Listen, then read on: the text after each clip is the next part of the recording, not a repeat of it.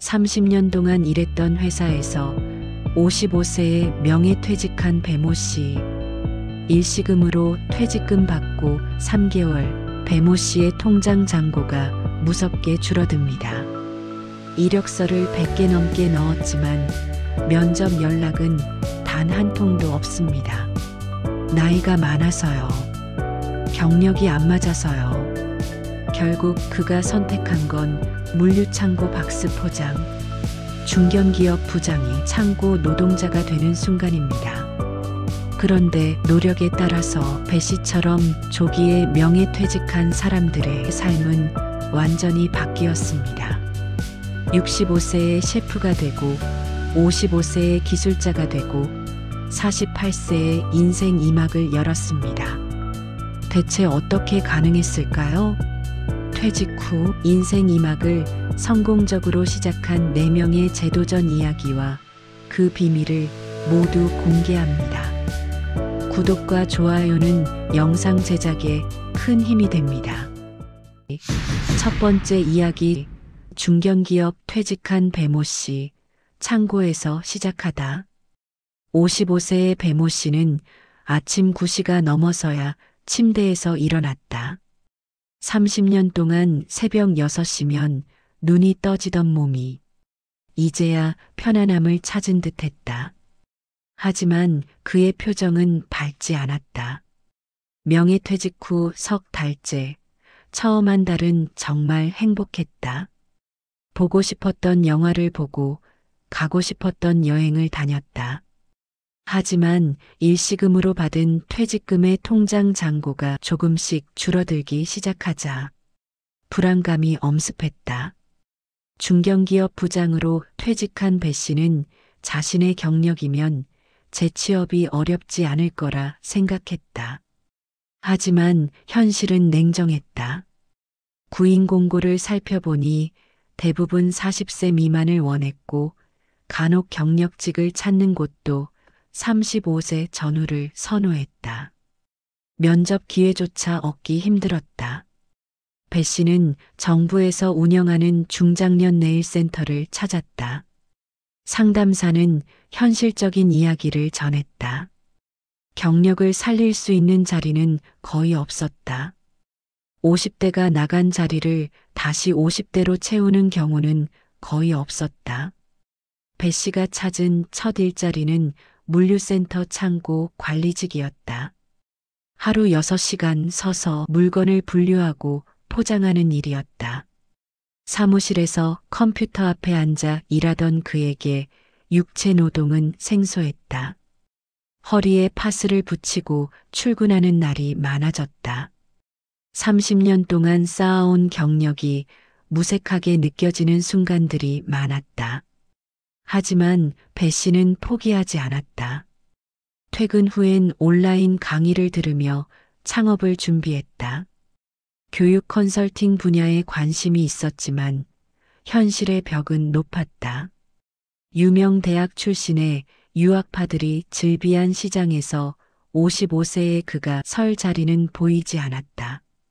아내는 그를 다독였다. 새로운 세계를 보는 경험이라고 생각하면 나쁘지 않다고 말했다. 하지만 배 씨의 고민은 깊어만 갔다. 단순 반복 작업을 하며 머리를 쓰지 않는 일상이 그를 힘들게 했다. 매일 저녁 식탁에서 아내에게 자신의 고민을 털어놨다. 머리를 쓰지 않으면 살아있는 것 같지 않다는 이야기, 이 일을 평생 할 수는 없다는 이야기를 반복했다. 그래도 배모 씨에게는 할 수 있다는 희망으로 오늘도 창업센터를 찾아간다. 두 번째 이야기, 40대 퇴직한 서모 씨, 기술자의 길을 선택하다. 48세의 서모 씨는 배 씨보다 조금 이른 명예퇴직을 했다. 서비스 마케팅 분야에서 일했던 그는 은퇴가 빠른 업종의 특성을 일찍부터 알고 있었다. 그래서 미리 준비했다. 공인중개사 자격증, 바리스타 자격증, 법률사무원 교육까지 다양하게 도전했다. 하지만 현실은 녹록지 않았다. 물류 알바를 알아봤지만 나이 제한에 걸렸고 친구와 함께 시작한 프랜차이즈 창업은 1년 반 만에 문을 닫았다. 준비를 철저히 했다고 생각했는데 시장 조사가 부족했고 체력적으로 버티기 힘들었다. 계절을 많이 타는 업종이었고 자영업 특성상 자신만의 시간이 전혀 없었다. 하루 종일 매장을 지켜야 하는데 그것이 한두 달이 아니라 몇 년을 해야 한다는 현실이 버겁게 다가왔다. 결국 체력적으로 한계에 부딪혔다. 창업 실패 후 서 씨는 50플러스 센터를 찾았다. 그곳에서 냉동공 조설비 기술 과정을 알게 됐다. 학비와 식비가 무료였고 취업률이 70%가 넘었다. 이 나이에 직장 생활을 하려면 기술밖에 없다는 사실을 깨달은 것이다. 중장년층만 모인 교육장에서 서 씨는 누구보다 열심이었다. 버스 안에서도 교재를 펼쳤고 집에서도 유튜브로 관련 영상을 찾아봤다. 20대처럼 집중력이 좋지 않았기에 그만큼 더 노력했다. 50대가 하는 노력은 20대의 2배는 돼야 같은 효과를 낼 수 있다는 것을 알고 있었다. 서 씨에게 실패는 두려움이 아니었다. 도전의 기회였다. 그는 스스로를 20살이라고 생각하기로 했다. 그렇게 생각하니 실패해도 괜찮았다. 다시 일어설 수 있는 용기가 생겼다. 세 번째 이야기 김모 씨, 65세 셰프의 탄생. 65세의 김모 씨는 가장 늦은 나이에 새 출발을 했다. 명문 미대를 졸업하고 화랑을 운영했던 그는 IMF 이후 미국으로 건너가 페인트공으로 일했다. 은퇴 후 한국으로 돌아왔지만 막막했다. 과연 어떻게 살아가야 할지 엄두가 나지 않았다. 동네 산책로에 나가보니 자신보다 젊은 사람들도 일자리가 없다며 시간을 때우고 있었다. 아침마다 산에 올라 시간을 보내는 중장년들의 모습에서 자신의 어두운 미래가 보였다. 김 씨는 고용노동부 고용센터의 도움을 받았다. 적성 검사와 상담을 거쳐 요리사의 길을 선택했다. 하지만 주변의 시선은 차갑기만 했다. 학원 동기 한 명은 직설적으로 물었다. 그 나이에 이걸 배워서 무엇을 하려는지 요양보호사나 하는 게 낫지 않겠냐고. 이런 것을 배워도 아무도 써주지 않을 거라는 말도 들었다. 가슴이 먹먹했지만 김 씨는 한 번도 지각하지 않았다. 52가지 요리를 배우는 3개월 과정에서 그는 이론 시험을 한 달도 안 돼서 통과했다. 책을 외우는 것은 어렵지 않았다. 위생법, 조리법 등 여러 법규를 암기했다. 그리고 필기와 실기 시험을 단 한 번에 모두 통과했다. 반에서 가장 높은 점수였다. 믿어지지 않았다. 다들 놀라며 물었다. 미국에서 요리를 했었냐고. 아니었다. 여기서 처음 배운 것이었다. 셰프로 취업한 김 씨는 직장에서 막내였다. 딸과 같은 나이의 선배들에게 존댓말을 썼고 하고 싶은 말을 절반으로 줄였다. 여러 사람과 세대 차이가 있고 사고의 차이도 있었기 때문이다. 나이와는 상관없이 직장의 선배들이었고 배울 점이 많았다. 처음 2주는 체력적으로 힘들었다.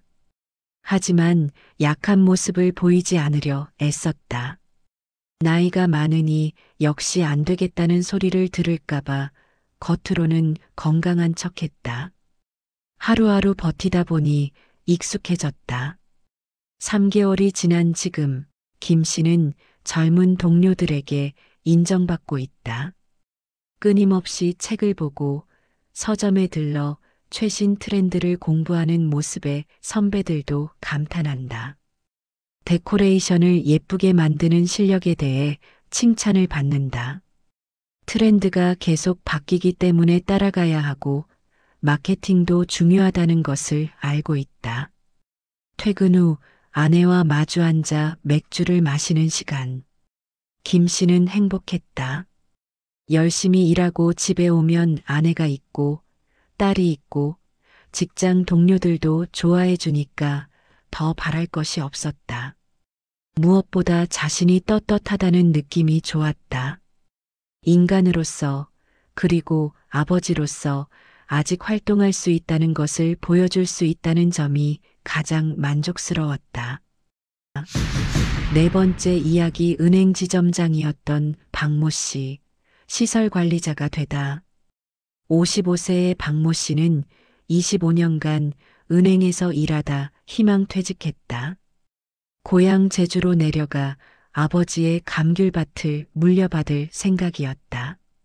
아버지의 연세가 높아지고 밭을 가꾸기 힘들어진 상황이었기에 내려간 이유이기도 했다. 하지만 농사만으로는 부족했다. 출퇴근하는 직장 생활이 그리웠다.